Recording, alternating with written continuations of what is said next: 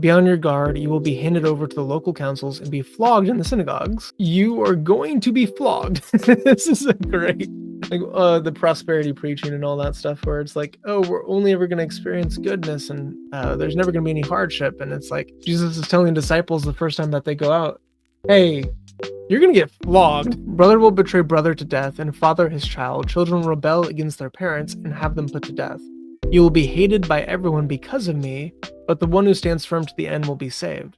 When you are persecuted in one place, flee to another. So here we have two different sides of this teaching, where this section here from 21 to 23, it's talking about what Christians will experience. So whenever you convert to Christianity, you're going to have your family members fight you. If they're not believing, if they're rebellious against God, they're going to be fighting you because you convert to Christianity, even onto death sometimes. And we see this most clearly with Muslim families. But even throughout history, in the pagan families, they would still do this. They'd still rat out their family and have them be killed by the government or kill them themselves. Sometimes we will be persecuted onto death for our faith.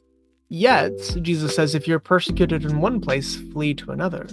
So there are times where it is appropriate and good to die for your faith, to be martyred. That's not the norm. It's the norm to flee to safety. God does not always want you to be martyred. You have to use your discernment and your wisdom to know, is this where I need to stand my ground and lay down my life for Christ? Or should I flee? And fleeing is a legitimate thing you can do. You don't have to, like, if you're a Muslim, if you're an ex-Muslim and your father is going to murder you and you know that, you can tell him about it and then flee or flee and then tell him about it, like over the phone. That is more, that's wisdom. It's hikmah for the ex-Muslims, and it is authorized by Jesus here. So even though a lot of the 12, not all of the 12, but most of the 12 were killed, and a lot of the early Christians were killed for their faith, they were martyred. Not all of them were. John wasn't. So you don't have to have this martyr mentality, especially like going to violent places like Africa or the Middle East, where you could be killed for preaching. You don't always have to be killed. You can do it with wisdom. You know, we're called to be innocent.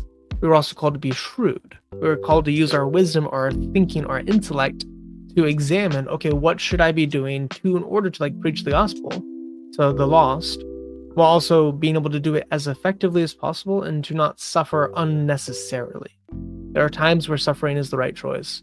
There's many times where it's not the right choice. If you're left behind after the rapture, if the rapture is real, which I lean towards it being real, if you're left behind after the rapture, don't deny Christ. Be beheaded. That is the appropriate action to take.